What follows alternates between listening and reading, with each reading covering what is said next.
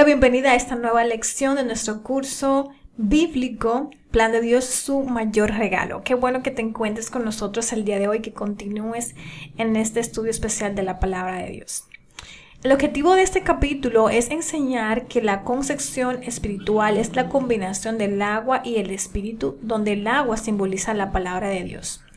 Mostrar que cuando un incrédulo carnal es expuesto a la palabra de Dios, inicia la concepción espiritual o convicción, y que la conexión del hombre carnal con la primera fase de la salvación, o sea, la justificación, producirá en este arrepentimiento al poder contemplar el carácter de amor de Dios.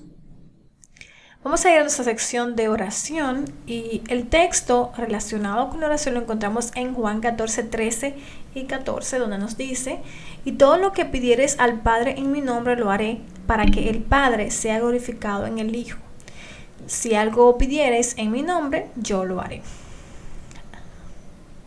Hay una cita muy interesante del libro El Camino a Cristo, página 101, que te recomiendo, que nos dice: orar en nombre de Jesús es más que una mera mención de su nombre al principio y el fin de la oración.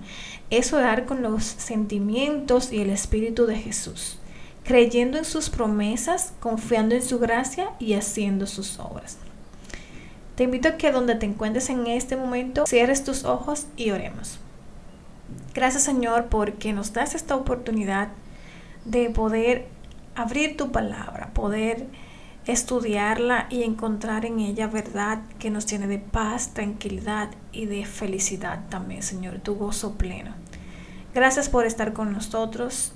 Te pedimos, Señor, que en este momento nos ayude a entender lo que tú tienes para cada uno y que tú puedas obrar también en nuestras vidas. En tu nombre, Jesús.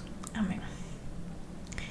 El versículo relacionado con la oración lo encontramos en Juan 3:3, que dice: respondió Jesús y le dijo: de cierto te digo, que el que no naciere de nuevo no puede ver el reino de Dios. Vamos a hacer un pequeño resumen de lo que hemos estudiado hasta la fecha. No sé si recuerdas que cuando comenzamos presentamos los dos grandes problemas que tiene el ser humano. ¿Recuerdas cuáles son? Bueno, la muerte y la ley del pecado.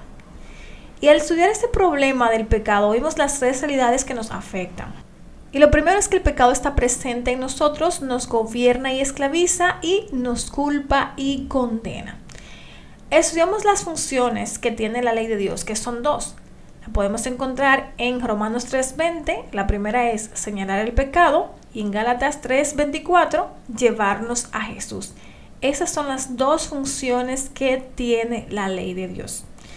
Por medio del Evangelio, Dios resuelve el problema que gravita sobre el ser humano, el problema de la muerte y el pecado que la ocasiona. Y vemos que la solución a este problema que tenemos nosotros con el pecado es el Evangelio. Esa es la nueva noticia, las buenas nuevas. Eso es lo que significa Evangelio. Y es Dios quien lo provee a través de su Hijo Jesucristo.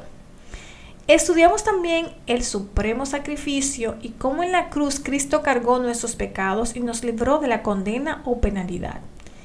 Lo vimos más profundamente en 1 de Pedro 2:24, que dice: quien llevó él mismo nuestros pecados en su cuerpo sobre el madero, para que nosotros, estando muertos a los pecados, vivamos a la justicia, y por cuya herida fuisteis sanados.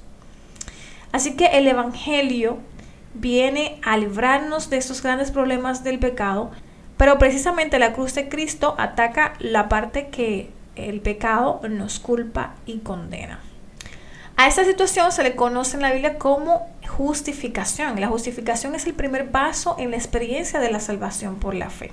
Según Romanos 5:18, que dice: así que como por la transgresión de uno vino la condenación a todos los hombres, de la misma manera por la justicia de uno vino a todos los hombres la justificación de vida. En la entrega anterior también estudiamos cómo la Biblia ha dividido la humanidad en dos clases de individuos. No sé si recuerdas, en Romanos 8:5 nos dice: porque los que son de la carne piensan en las cosas de la carne, pero los que son del Espíritu en las cosas del Espíritu. Y estudiamos el fin de cada uno de estos dos individuos, ¿verdad? El hombre carnal y el hombre espiritual. En Romanos 8:6 dice, porque el ocuparse de la carne es muerte, pero el ocuparse del espíritu es vida y paz.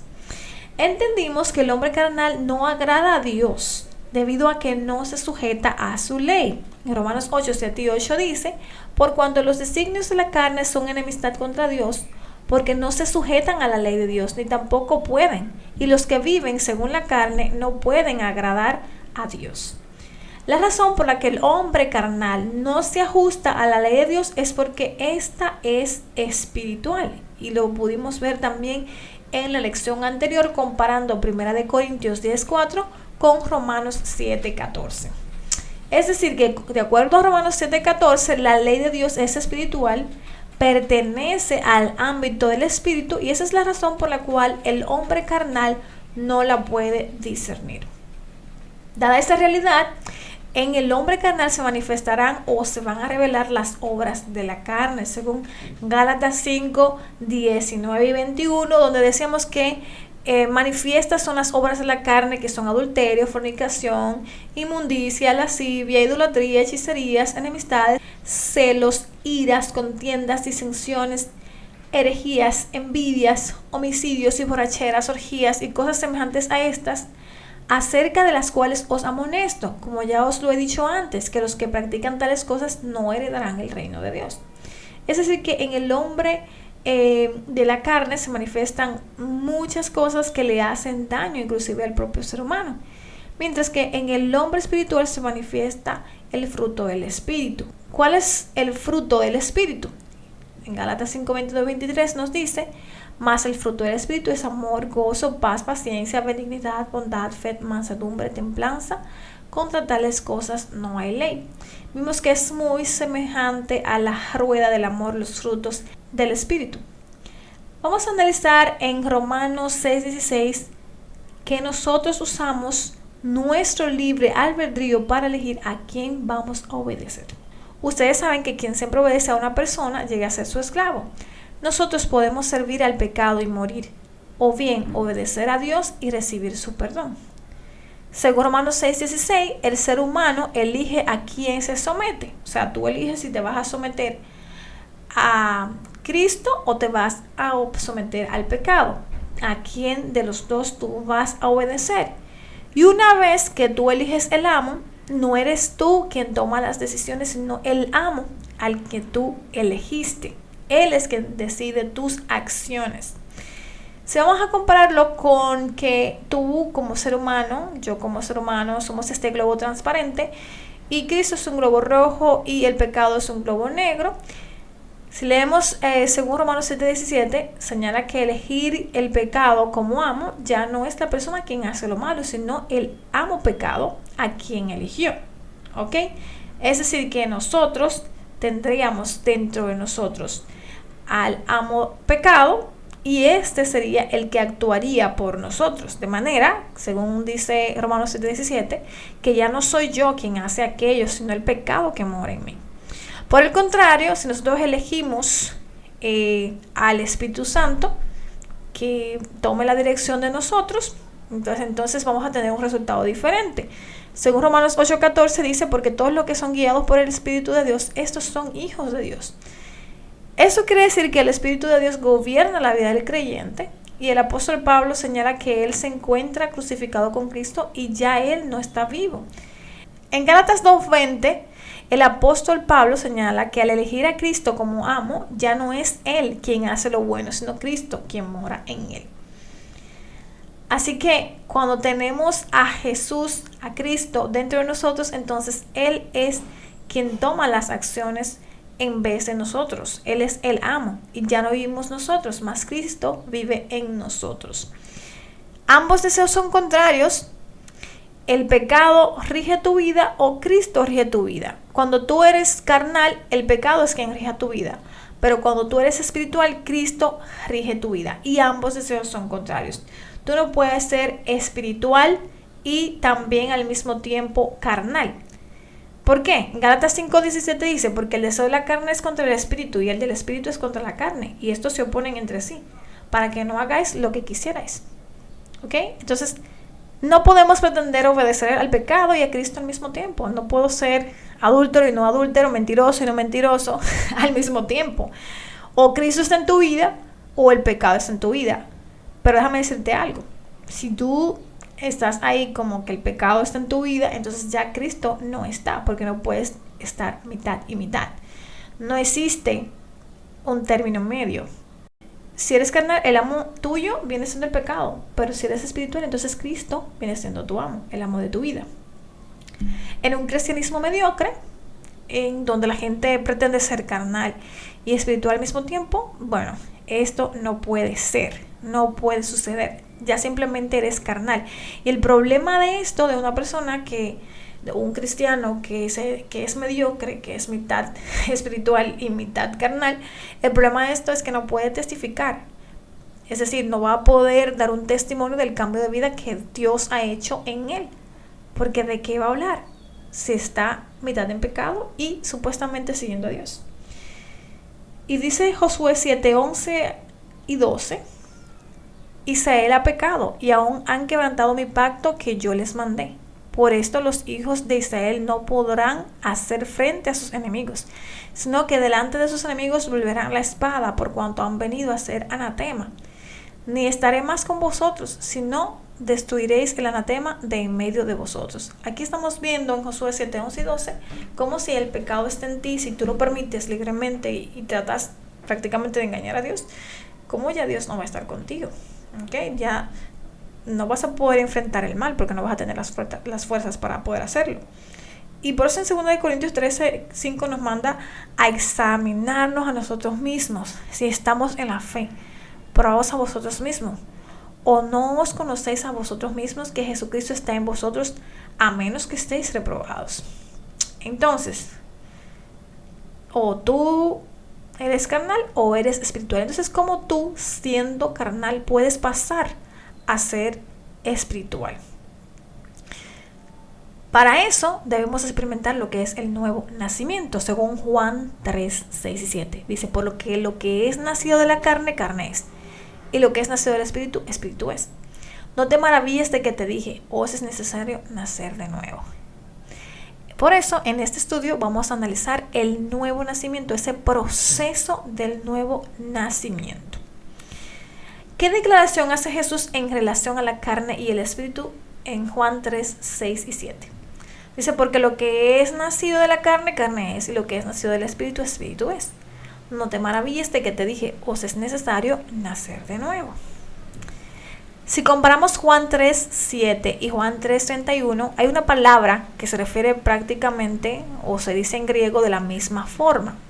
En Juan 3, 7 dice, no te maravilles de que te dije, os es necesario nacer de nuevo. La palabra de nuevo aquí viene del griego anosen. Y en Juan 3, 31 que dice, el que de arriba viene es sobre todos. El que es de la tierra es terrenal y cosas terrenales habla. También viene del griego anosen, de arriba. Es decir, que de nuevo y de arriba se utiliza la misma terminología. En su diálogo con Nicodemo, Jesús le señala que para pasar de ser carnal a ser espiritual, Nicodemo debe nacer de nuevo o nacer de arriba.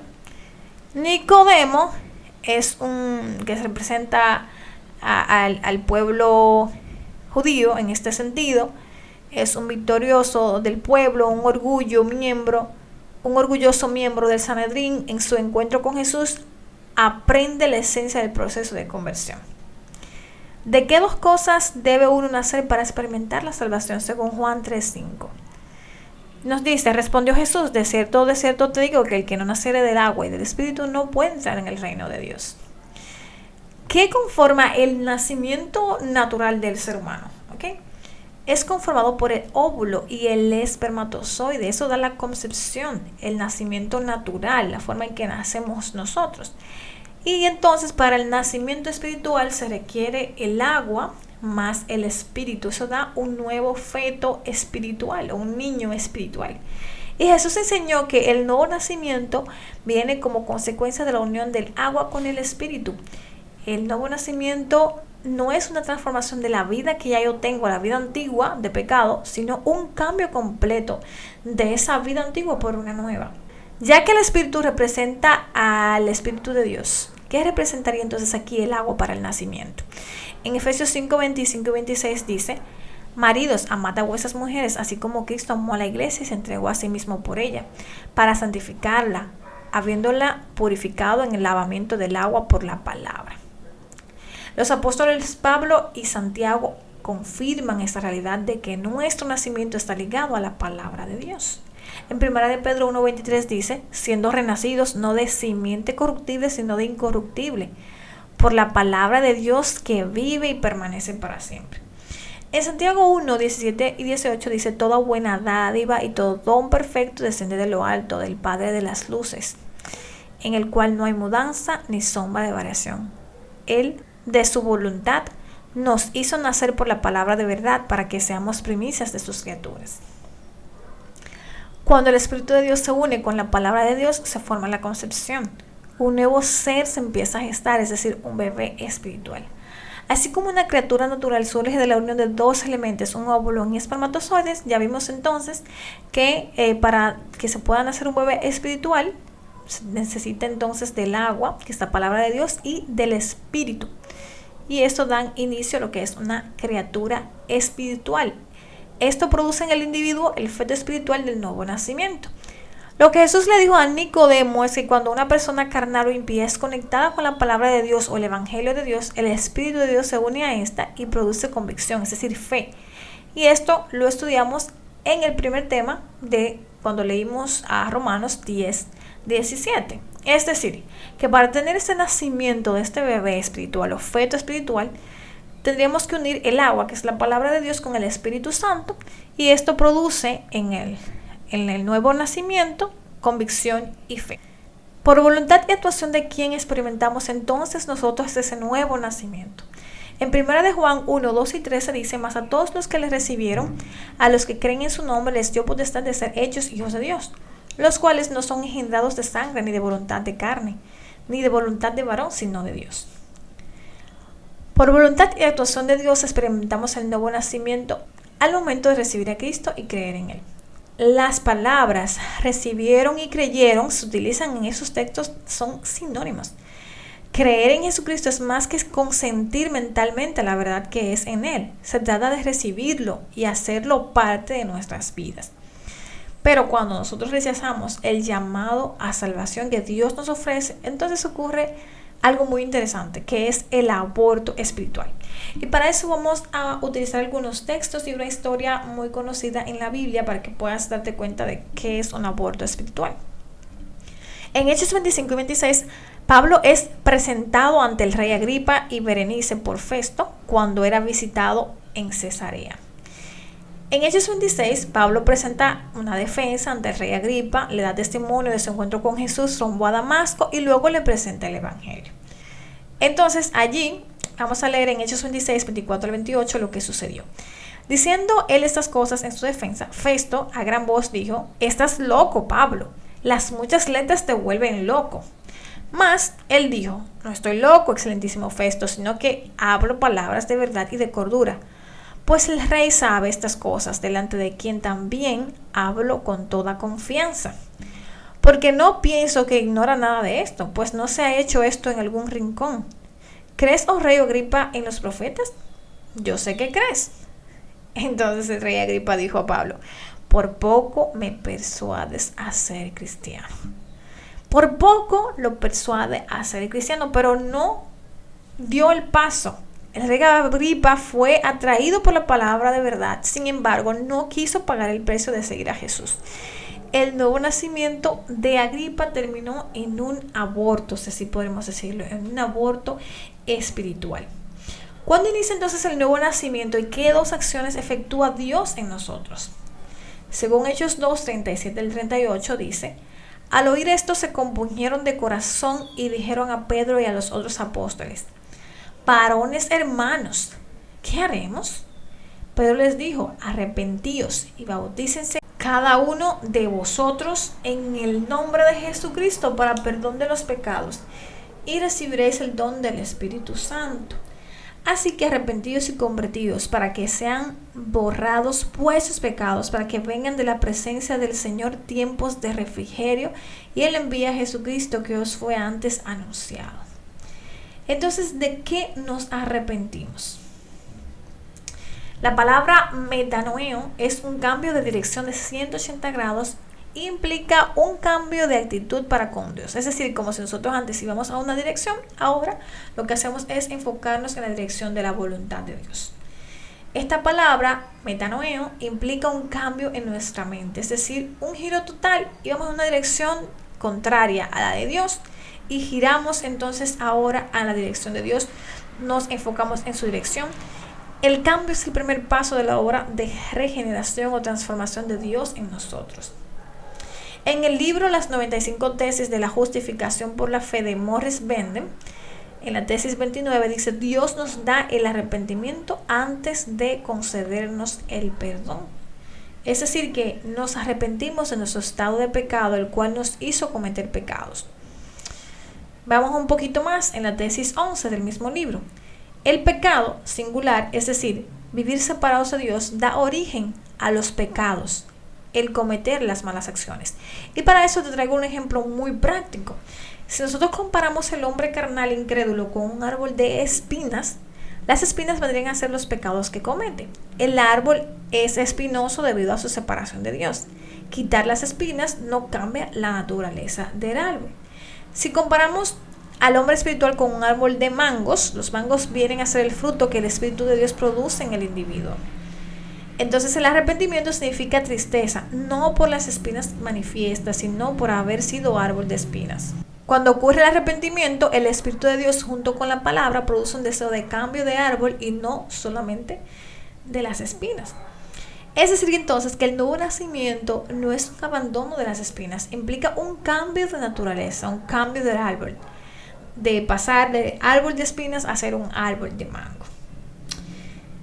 ¿Qué llamado entonces hace Jesús a todos? En Lucas 5:32 dice: no he venido a llamar a justos, sino a pecadores al arrepentimiento. Jesús hace un llamado a todos los pecadores para arrepentimiento. En Hebreos 5:31, ¿es el arrepentimiento un don de Dios o una habilidad humana? Vamos a ver lo que dice Hechos 5:31. A este Jesús Dios ha exaltado con su diestra por príncipe y salvador, para dar a Israel arrepentimiento y perdón de pecados. En Hechos 5:31 establece que el arrepentimiento no es una habilidad humana, sino que es un regalo que viene por medio de Jesús. En Romanos 2:4, ¿qué es lo que nos guía al arrepentimiento? O menosprecias las riquezas de su benignidad, paciencia y longanimidad, ignorando que su benignidad te guía al arrepentimiento. Es decir, que cuando aceptamos a Jesús como nuestro Salvador, el Espíritu Santo inicia el proceso del arrepentimiento. Romanos 2:4 declara que es la benignidad, es decir, la bondad de Dios, lo que nos guía al arrepentimiento. La benignidad es una cualidad de benigno. La palabra benigno viene del latín benignus y está conformado por dos expresiones: bene, que viene de bueno, y genus, que indica nacido. En conclusión, es bien concebido o creado. La Biblia presenta esta experiencia como un cambio de corazón. Según Ezequiel 36:26, ¿qué cambio de corazón tiene lugar en la vida del cristiano que ha nacido de nuevo? Dice: os daré corazón nuevo, y pondré espíritu nuevo dentro de vosotros, y quitaré de vuestra carne el corazón de piedra, y os daré un corazón de carne. Cuando creemos en el Evangelio, Dios hace una cirugía de corazón abierto. Nadie puede trasplantarse a sí mismo su corazón sin correr el riesgo de morir. El trasplante de corazón debe ser realizado por alguien externo. Tú no puedes decir: bueno, yo no confío en nadie para que me haga una operación tan peligrosa, la voy a hacer yo mismo. Y entonces te pones un espejo en el frente y pásame un bisturí y vengan que yo me lo voy a hacer. No, tiene que hacerlo alguien externo, porque tú corres el riesgo de morir al hacértelo por ti mismo. No, es imposible. Entonces, en la experiencia del nuevo nacimiento, Dios es quien quita nuestros corazones de piedra, egoístas y miserables, y los reemplaza por el corazón que es lleno del amor de Cristo. Y este amor es el que se convierte en la fuerza motriz de la vida cristiana, y es lo que hace posible la observancia también de los 10 mandamientos. ¿Qué sucede cuando Dios pone su espíritu en nosotros?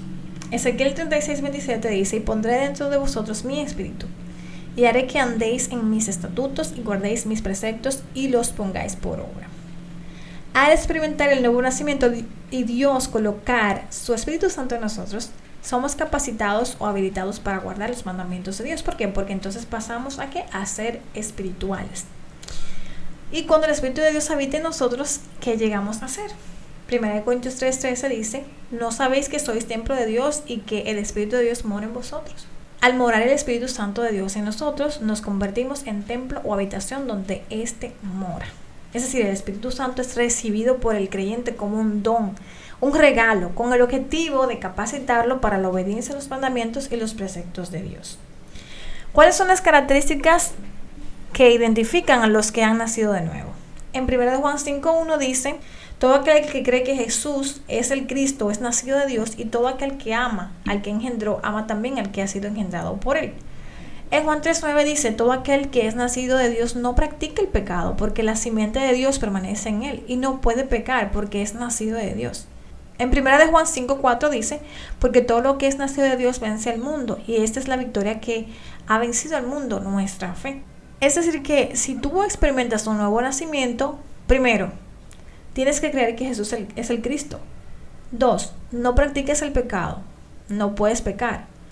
Y tercero, vence al mundo. ¿Qué otras características también identifican a los que han sido nacidos de nuevo? En 1 Juan 5:18 dice, sabemos que todo aquel que ha nacido de Dios no practica el pecado, pues aquel que fue engendrado por Dios le guarda y el maligno no le toca. Si sabéis que Él es justo, sabed también que todo el que hace justicia es nacido de Él. Amados, amémonos unos a otros, porque el amor es de Dios. Todo aquel que ama es nacido de Dios y conoce a Dios. Es decir, el que experimenta el nuevo nacimiento, Dios lo guarda, el maligno no le toca, hace justicia y ama como Cristo. ¿Qué consecuencias sufre el que no experimenta entonces el nuevo nacimiento? En Juan 3:3 dice, respondiendo Jesús dijo, de cierto te digo que el que no naciere de nuevo no puede ver el reino de Dios. Si una persona no experimenta en su vida el nuevo nacimiento, va a permanecer siendo carnal y no podrá ver el reino de Dios. Vamos a terminar la lección del día de hoy con una reflexión muy interesante, con esa comparativa de algo que sucede en la realidad con la vida espiritual. Las 4 fuerzas que controla un piloto al volar y el nuevo nacimiento. Vamos a hacer esa comparación. Hace algunos años un compañero de trabajo me explicaba las fuerzas en equilibrio de un avión y pude darme cuenta de la similitud de la vida espiritual con todo ser humano. Lo primero es que hay 4 fuerzas que someten a equilibrio un avión.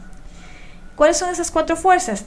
El peso, el arrastre, el levante, el empuje y también tienes el aire, ¿ok? Entonces, un avión por sí mismo ya tiene un peso. Pesa aproximadamente 550 toneladas, un avión vacío, sin tener las personas, sin tener el equipaje, ni nada de eso. Pero ya cuando se le ponen adentro las personas, suben las personas, los pasajeros, y también se le coloca el equipaje y todo lo demás, pues llega más o menos a unos 880 toneladas. Es decir que en sí mismo ya el avión pesa, y además de las personas y el equipaje, pues pesa aún más. Por eso no puede despegar verticalmente, o sea, no puede despegar derecho. Tiene que inclinarse para poder volar. El peso es una fuerza que tiene. Las turbinas empujan el avión al vencer el arrastre. El aire, a través de las alas, produce una fuerza que vence el peso, elevando al avión. Cuando un avión está en la pista, las turbinas empujan al avión venciendo la fuerza de arrastre. A cierta velocidad, el aire a través de las alas produce un efecto de levantarse y de esta manera vence el peso. Y esto ocurre debido a la forma de las alas. A mayor velocidad entonces se produce también un mayor levante. Un avión puede volar cuando es empujado contra el arrastre, el aire, de manera natural, y produce la fuerza que lo eleva venciendo el peso. Entonces, similar al avión, el pecador es sometido a 4 fuerzas. ¿Cuáles son esas 4 fuerzas? Bueno, la parte que viene siendo el peso es la naturaleza pecaminosa. La parte del empuje es la cruz de Cristo. El arrastre es la falta de comunión. El levante es la obediencia. Y el aire viene siendo el Espíritu Santo. El peso, que es la naturaleza pecaminosa, lo vemos en Santiago 1, 14 y 15. Dice así: sino que cada uno es tentado cuando de su propia concupiscencia es atraído y seducido. Entonces la concupiscencia, después que ha concebido, da a luz el pecado, y el pecado, siendo consumado, da a luz la muerte. Es imposible para el pecador producir obediencia genuina que agrade a Dios. La solución del pecador es moverse hacia Cristo, venciendo el arrastre, la falta de comunión. Todo lo que te impida conectarte con Dios es la falta de comunión. La conexión diaria con Cristo viene siendo entonces el empuje, según Juan 12:32. Y yo, si fuere levantado de la tierra, a todos atraeré a mí mismo. Entonces el Espíritu Santo, la obra del Espíritu de Dios en nosotros, viene siendo el levante. Romanos 8:14 dice, porque todos los que son guiados por el Espíritu de Dios, estos son hijos de Dios. Y todo entonces lo que nos desconecta de Cristo viene siendo el arrastre, lo que nos impide esa comunicación con Dios, esa comunión. En 1 Juan 2:15-17 dice, no améis al mundo ni las cosas que están en el mundo. Si alguno ama al mundo, el amor del Padre no está en él, porque todo lo que hay en el mundo, los deseos de la carne, los deseos de los ojos, la vanagloria de la vida, no proviene del Padre, sino del mundo. Y el mundo pasa y sus deseos, pero el que hace la voluntad de Dios permanece para siempre. Es decir que el peso viene siendo naturaleza pecaminosa, el arrastre, la falta de comunión, el empuje, la cruz de Cristo, el levante viene siendo la obediencia y el aire viene siendo el Espíritu Santo. La obediencia natural significa la santificación que es provocada por el Espíritu de Dios, el levante. Es decir, que aquí se produce este milagro de la santificación en el ser humano. Según Romanos 6:22 nos dice, mas ahora que habéis sido libertados del pecado y hechos siervos de Dios, tenéis por vuestro fruto la santificación y como fin la vida eterna. En Juan 15:5 nos da la clave para una vida exitosa de obediencia. Dice, yo soy la vid, vosotros los pámpanos. El que permanece en mí y yo en él, éste lleva mucho fruto, porque separados de mí nada podéis hacer. Es decir, que permanecer en Cristo y Él en nosotros nos da turbina, el empuje necesario para que la obra del Espíritu Santo produzca el levante o la obediencia natural.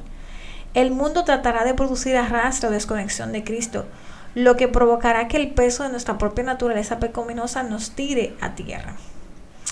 Es tu deseo mantener una comunicación diaria, una comunión diaria con el Señor y contar con la potencia necesaria para crecer cada día en la experiencia cristiana y obtener el fin, que es la vida eterna. Entonces, a menos que nazcas del agua y del Espíritu, no puedes experimentar la salvación que Cristo obtuvo para ti. ¿Es tu deseo sincero experimentar este nuevo nacimiento? En resumen, ¿qué hemos aprendido el día de hoy? Hoy aprendimos que pasamos de la condición carnal a la condición espiritual por medio del nuevo nacimiento. También aprendimos que nacemos por medio del agua y el Espíritu, que el agua viene siendo la palabra de Dios y el Espíritu Santo. Es decir, que la palabra de Dios más el Espíritu Santo producen lo que es el nuevo nacimiento, el nacimiento espiritual, que a través de este nuevo nacimiento produce también en nosotros convicción y fe. Comprendimos que el nuevo nacimiento implica un cambio de corazón. El nuevo corazón sensible a la dirección del Espíritu de Dios producirá obras de justicia agradables al Señor. Y finalmente aprendimos que el nuevo nacimiento es indispensable para nuestra salvación. Muy interesante la lección de hoy. Espero que hayas aprendido muchísimo y sobre todo que prácticamente Dios es quien hace la obra y nosotros pone en nosotros este don especial del arrepentimiento. Y también nosotros tenemos esta libertad de poder elegir quién es que va a gobernar nuestra vida. Si va a ser el pecado o va a ser Cristo. No podemos estar en medio, pero sí tenemos esa oportunidad de poder pasar de ser un hombre carnal a un hombre espiritual a través de este nuevo nacimiento que es producido por la palabra de Dios y su Espíritu Santo, quien hace la obra. Espero que tú no permitas que se produzca ese rechazo de la palabra de Dios en tu vida, que sería entonces lamentablemente un aborto espiritual, sino que en ti pueda crearse este nuevo nacimiento porque tú aceptas y crees en Jesús y vas a permitir que Él haga la obra a través de su Espíritu Santo. Oremos conmigo para terminar la lección del día de hoy. Gracias, Señor Jesús, por permitirnos estudiar tu palabra y por este entendimiento del nuevo nacimiento y cómo eres tú que produce a través de este regalo del arrepentimiento, que nosotros podamos entregarnos a ti para que tú cambies por completo nuestra naturaleza y nos hagas este cambio de corazón de piedra por un corazón que sea sensible a escuchar tu voz y seguir esa dirección.